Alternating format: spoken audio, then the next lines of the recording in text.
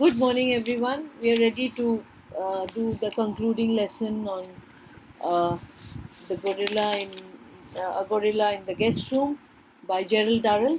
And if you remember, we stopped at the point where there is this further care that is being shown by Gerald Durrell towards Npongo by realizing that he really needs a partner, a wife, a real friend, somebody that whom he can sort of would be one with, understand, and feel comforted rather than being alienated in the surroundings that he's in, with nobody of his kind around. Yes.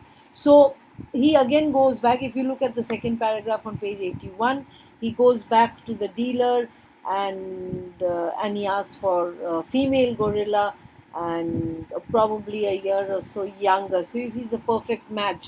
Even here, it so follows what we look at, the girl being a bit younger than the boy. I mean, okay, these things have changed now in our lives, but mm, Gerald Darrell still follows it when it comes to choosing a wife for Npongo. Yes, age-wise, perfect match.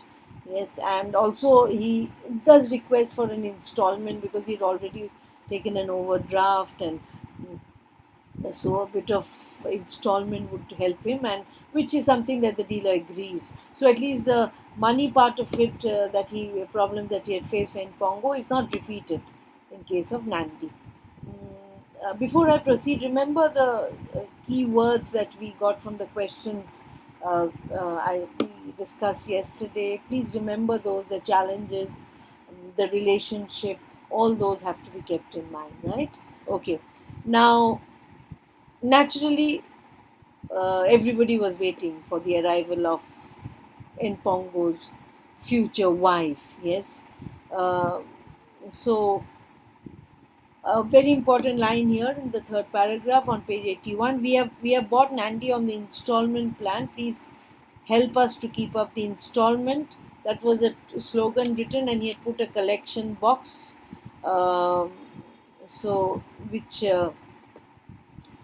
he expected the kindness of people, magnanimity of people, so that he could collect the money, right? And then comes the arrival of Nandi. Okay, so you both with an N in Pongo and Nandi. Now, now again, the details of Nandi, you have to know the details like you did for Pongo on page 81. Perfect condition. Fur was glossy. She was fat. Keywords to be underlined. Her skin was sheen like satin, shining and very refined, and there was a gloss. Yes, but it was the eyes that impressed him the most because it was large and lustrous. So if you think about the eyes of a deer, supposed to be the largest, and this look of innocence. So it was a shining, large eyes, and but they were frightened eyes. And another very key that was not in Pongo, but it is there in Nandi. They were frightened eyes.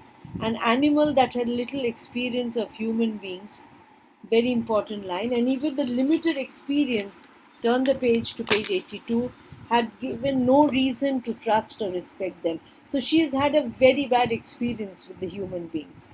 Yes, and it was evident because the author notices there was this top of the skull was a scar, 6 or 7 inches in length, and it was as if it was a blow with a machete. Yes, sharp blow, and her scalp had split open and was sort of stitched together. So it was but natural that she would be very, very wary of the humankind, yes, because her past experience had not been good.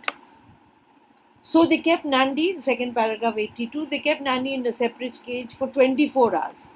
So that from a distance, Nandi and Npongo would look at each other and sort of size each other up. Yes. In the middle of the second paragraph on page 82, she had such a woe-begone, frightened face that one longed to be able to pick her up and comfort her. So she had the very a very frail, sad, lost look about her, that you always felt like, picking her up and hugging her and telling her, "Don't feel sad, I'm there for you." So that was the kind of expression she had on her face. But it took at least I reckon roughly at least 6 months to gain her confidence, because she had been hurt in the past. So he thought that it would really take some time. And Pongo was more of an open person. So the difference in their nature, you need to take note here. Now, if you see the third paragraph on page 82, the difference in their nature is further revealed on the basis of the reaction. The morning when we let her into the cage with Npongo was a red letter day, fraught with anxiety. Why were they anxious? Definitely because they did not know how they would react to each other, right? It could be unpredictable. It would be something which they had not even envisaged. So there was a lot of anxiety, yes. And because Npongo was quite an egoist and he believed he was only gorilla and all human beings were his friends. How would he react to Nandi, who was so anti human, who was so quiet and sullen? It's given the last line on page 82. How would he react to a person who was so quiet and reserved? Yes, that was a bit of concern for everyone at the zoo. Yes.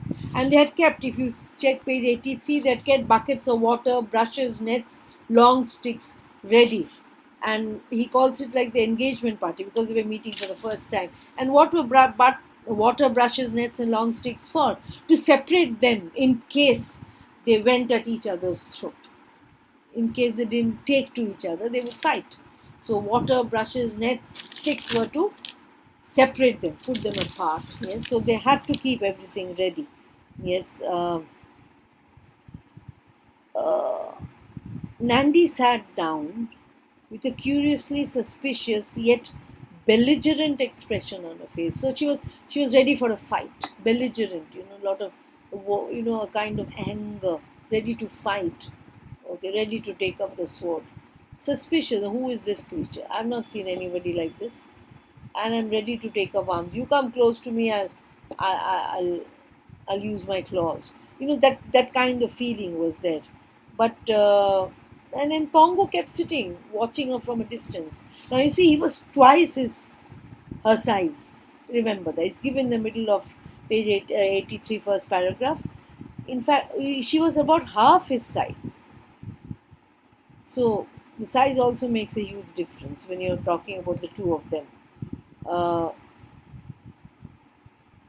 they sat steadily contemplating each other for some minutes while they were waiting. The zookeepers and the author, they were waiting outside in case uh, they would end up in a fight. So steadily contemplating. Actually, what were they doing? They were, when you meet a new person, what do? You size them up. You try to find out, now, who is this? What kind of person? What kind? It's so human-like, this contemplating each other was. Yes. Uh, this was a critical moment. The two gorillas and ourselves were frozen into immobility. Were frozen into immobility. So the moment is etched in time. They were frozen into immobility. Uh, what would happen next was something that was not uh, cannot be predicted. So everybody, and Pongo stood still, Nandi stood still, the zookeepers and the author outside stood still, wondering what would happen, right? Uh, Now I'm going to give you a series of how they moved. First move by Npongo. Npongo first move. Underline that. It's a fourth line, second paragraph, page 83. Stretched out a black hand with fingers, grasped the wire, rolled himself carefully to the ground. So he was sort of trying to make friends. Yeah, it is. He's not going to attack. Yes. Uh, because it's the first time you've ever seen anybody like Nandi. Okay, the second move. He sauntered in a semicircle which took him close to Nandi. So he then got up and very sauntered. It's a very casual, lazy walk. He came round, getting close to Nandi, and then the third, suddenly he went and took a handful of her hair and pulled it. Yes, and then again went back uh, to the outside of the cage, as though nonchalant, not bothered, not, as if nothing had happened. But it came so quickly that I don't think Nandi had reacted. Yes, so her response was slow. So three moves by Npongo you have marked. Her response, Nandi's response, was very slow. He had already moved away before she realized what had happened. I've turned the page to 84, and then she sort of got wild and grunted, and she showed her teeth, baring it, as if ready for a fight. Yes, but Npongo did not react. He kept looking at something else, not bothered. Yes, so if you see the page 84, first paragraph, the first round therefore went to Npongo. It was as if there was a boxing bout happening between the two. So the first round, Npongo wins it. Yes. Then what did the zookeepers do? They decided to get two large dishes full of succulent selection of fruits. Fruits that the gorillas love to eat. And both of them were given two plates. And you know what Npongo did? Very much like any child would do. He went to examine Nandi's plate to see whether she had got something more than he did. But then he was satisfied that no, it was more or less the same. So after finishing the investigation, he went back and started having his food. But when he went to check, Nandi again sort of showing her teeth, angry still that the anger of her hair being pulled was there. Yes, but then Npongo was not bothered. He investigated and went back. And next half an hour, the second bout was a draw because they just sat and ate the fruits. Okay. That night, now we come to the what happened at night. Npongo went to the shelf on the top, while Nandi was curled up on the floor. Yes. So they were on two ends of the cage, one right on top and one on the floor. This was the second day. Yes. They were, it's very beautifully given, they were working out their own protocol. Yes. Like rules were being set by them on how they would manage their time.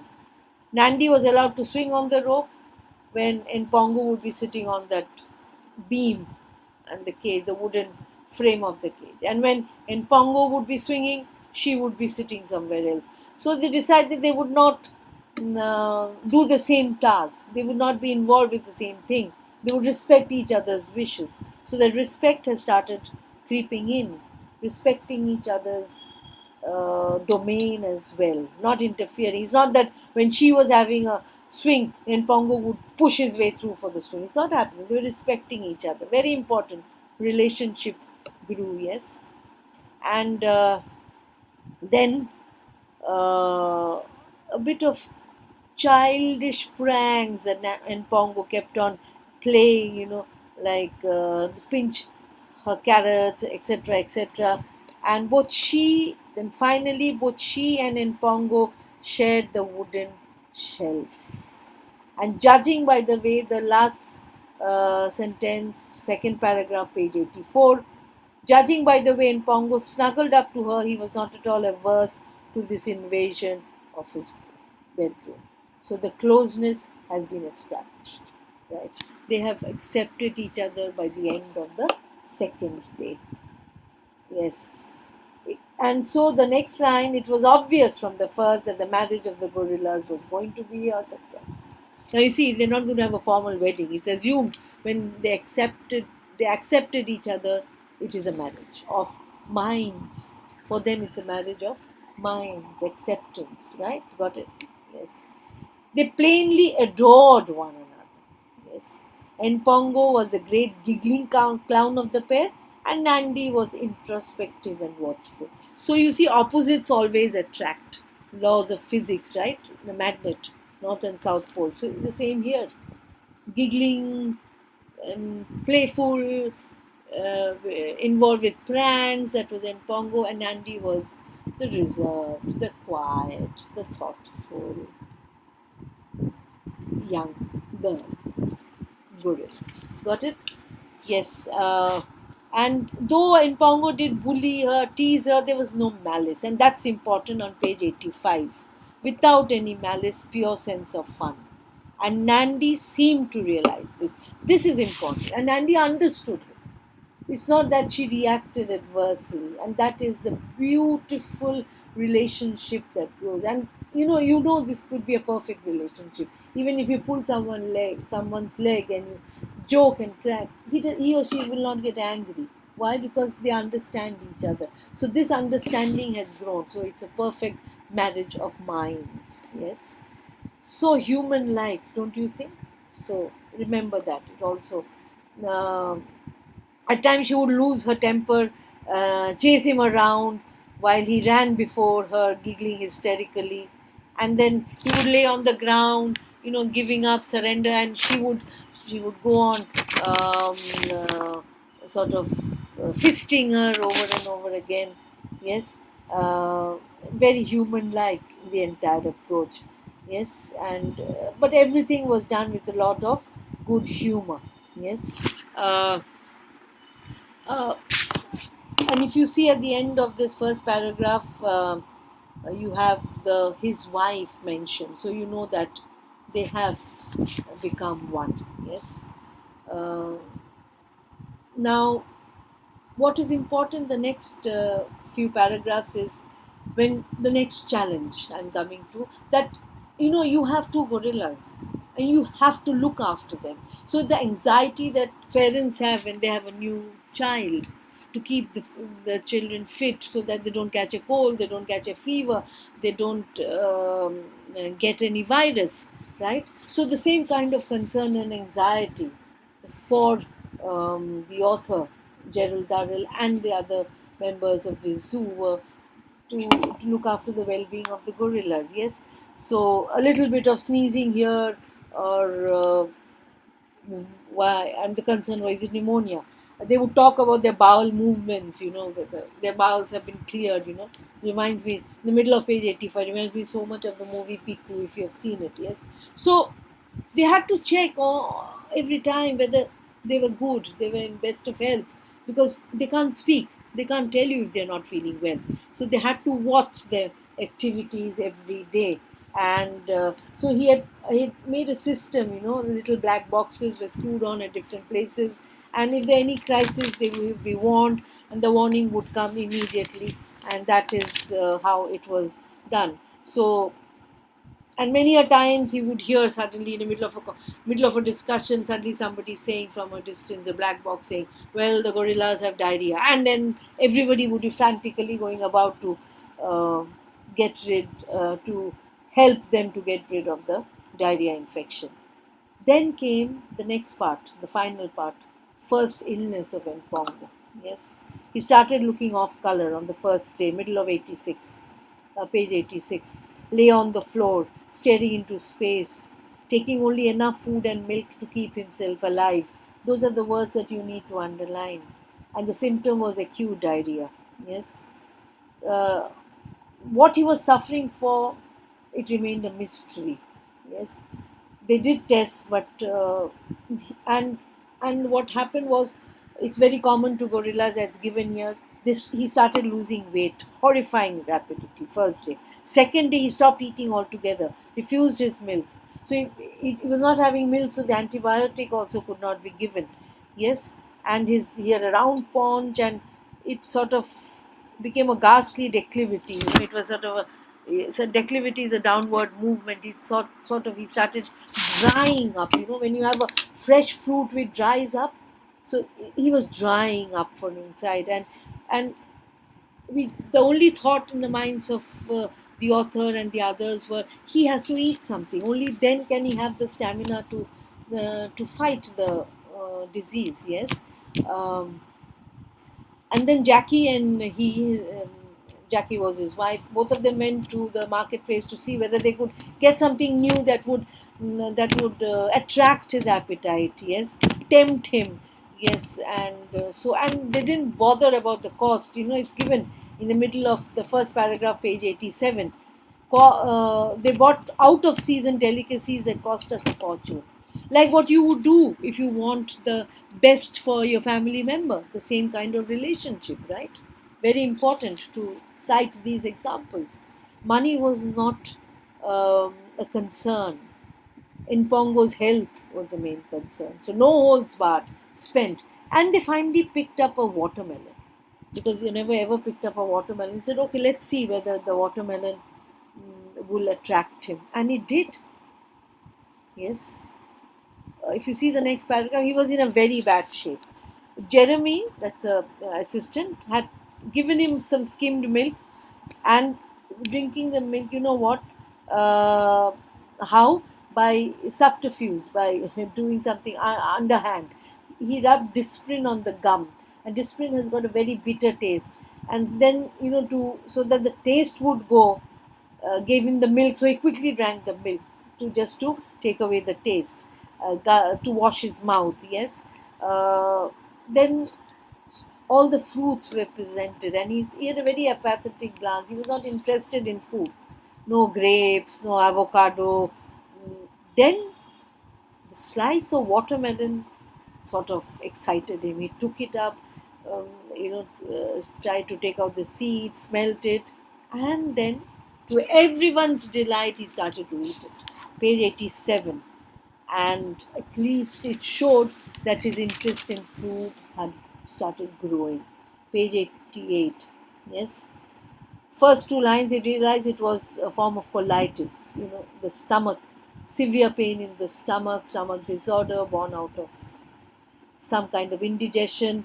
And the only way to get the antibiotic was by injection. So what they did was, uh, they they got Npongo out of the cage, kept Nandi inside, and put him somewhere where distracted him with a piece of watermelon. When he was busy with the watermelon, they injected the antibiotic. And remember that the skin of the gorilla is very thick, so that prick of the needle was something he didn't even feel. So each time they would keep him engaged with the piece of watermelon, mm, uh, they would inject the antibiotic. So the middle of uh, the first first big paragraph on page 88, you have the first instance. Head was turned away. I pushed the needle into his thigh and pressed the plunger home. That's the first one. The second, um, he retired to his shelf where he curled up, his arms folded, stared at the wall. So, slight improvement.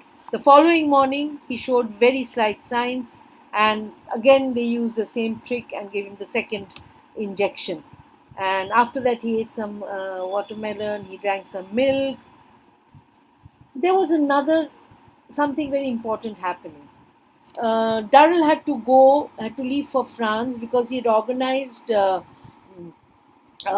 kind of um, in collaboration with BBC, of helpers and advisors with whom he would share his experiences, and that was a meeting that was going to be held, and it was assumed that he would be coming, and there were 24 hours left, and he really didn't know. It is the quandary of a father or a mother, whether they will go out to work when the child is unwell, whether they should leave the child behind. That was the fear in the mind of the parents. So here the same kind of fear in Gerald Darrell's mind, whether he should leave and just 24 hours to go, whether he should leave in Pongo in this state and go. Yes, like horns of dilemma that he was in. But the change happened. He turned the corner. He started drinking Complan, a variety of fruits and food, and he was sitting up and he was looking, and then the author realized, okay, it'll be fine. He can take his flight, and he was actually flying to a small place south of France called Dinard. Uh, Once he saw the sparkle in Npongo's eyes, he decided, okay, he would fly out. And then, of course, he spent a fortune making long distance call to find out Npongo's state, that he had had, and all details. He had 1 pint of complan, eaten 3 slices of watermelon, 2 bananas, 1 apricot, 3 apples, whites of 8 eggs, and he knew that there was no further cause for alarm. The end of the first paragraph on page 89. So you see the relief for the parent that the child is fine. Yes. The relationship, the final episode that establishes it. Yes. And when he returned, mm, he found Npongo the same as he was earlier, got back all his weight with a lot of mischief in his eyes. He tried to invigil me close enough, like sort of, by flattery, deception, getting him close, and then he would fall on his back, going back to his old antiques. Yes. Uh, what's important is the last few lines. Mm, It was delightful to have creatures like this, and of vital importance that they should be kept and bred in captivity. It was a two-edged sword. Two-edged. One side of you want to preserve them in captivity so that they live, they survive. Otherwise, they're going extinct. But for the anxiety you suffered when they became ill, made you wonder why you started the whole thing in the first place. But do you think he'll ever have an answer for this? Yeah, of course. I mean, doesn't matter. I mean, as parents, of course. I mean, just because you're going to be frightened that your child is going to fall ill, you won't have children. That doesn't happen, right? So that doesn't matter. We'll face this anxiety when it comes, but we have to help them to survive, right? So, have you got the answers to all the questions, the challenges, the relationship, the details about Npongo, the details about Nandi, how they came together, the acceptance of each other, and finally, of course, the human aspect of this relationship that grew between General Durrell, other members of the zoo, Npongo, and Nandi. Beautiful story, and I'm sure you enjoyed it. Go back to the questions, and you will be ready to pen the answers. If you have any further questions, as I say always, do write to me.